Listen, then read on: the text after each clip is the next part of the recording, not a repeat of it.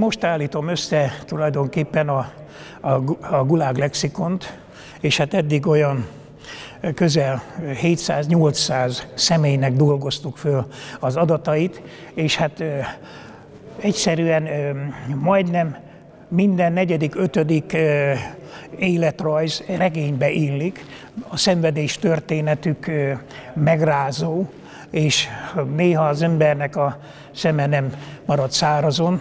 Tehát az egyik ilyen érdekes eset, hogy Munkácson a csillagszálló, ahol van, egy pincér, hát egy magyar gondolkodású pincér, elhaladt a cigány bandájával, pont május volt, szerenádot adtak az egyik hölgy illetőnek, és akkor a Sztálin szobor mellett mentek el, és hát gondolt egyet, a cigányokat oda felsorakoztatta, a cigányzenészeket a Sztálin szobor előtt, és elénekelte, hogy hazugság volt, minden szabad.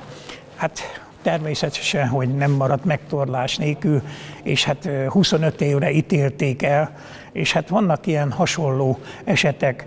Nos, hát az eltelt 35 év alatt mi több mint 100 könyvet jelentettünk meg.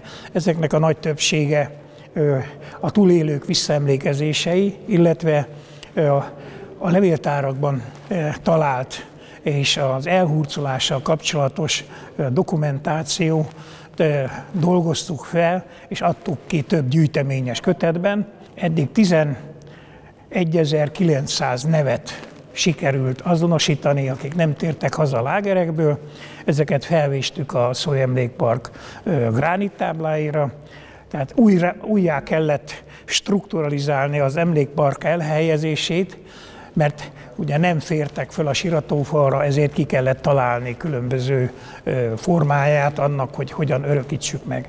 Nos, hát a kutatás nem állt le, hiszen a magyar kormánynak köszönhetően ugye közel 700 000 kartont még a Covid előtt kivásárolt Moszkvából, a moszkvai levéltáraktól, és hát azoknak a feldolgozása folyik.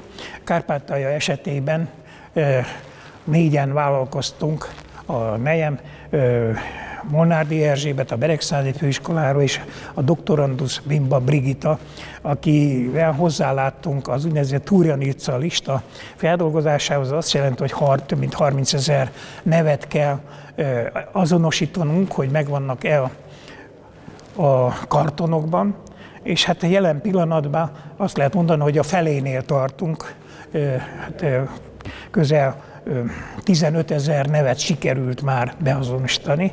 Ami meglepő, ugye feldolgoztuk az ungvári járást, a Perecsenyit, a Nagybereznait, a Beregszázi most fejeződik be, de a Nagyszőlősit is feldolgoztuk, és maradtak az ugye szórvány települések, de ott is ugye onnan is elvitték a magyarokat, sőt a velük szimpatizáló ruszinokat és más nemzetiségűeket.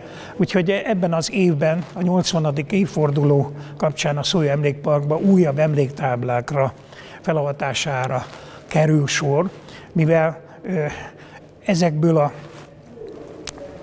kartonokból sikerült kigyűjteni olyan neveket, akiknek semmilyen hozzátartozója már nem lakott az illető településen, és viszont ott kőkeményen ott van, hogy tegyük fel, Eszenyből vitték el, vagy Tiszabökkényből, és hát ezeknek a neveit gyűjtöttük össze, és ezek kerülnek majd.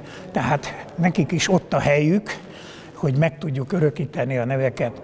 Nos, hát azóta a Szólyemlékpark Bizottság jelentős megszépítette a parkot, rendezetté vált, egy kültéri kiállítást is rendeztük. Tehát ilyen hőseink vannak, akikre föl kell néznünk, akik talán az ifjúságnak is példát mutatnak, mert az ő harcuk nem volt hiába való, hiszen vagyunk, tehát nem nyomtak el minket, nem vették el nyelvünket, vallásunkat, hitünket, amiért ők szenvedtek.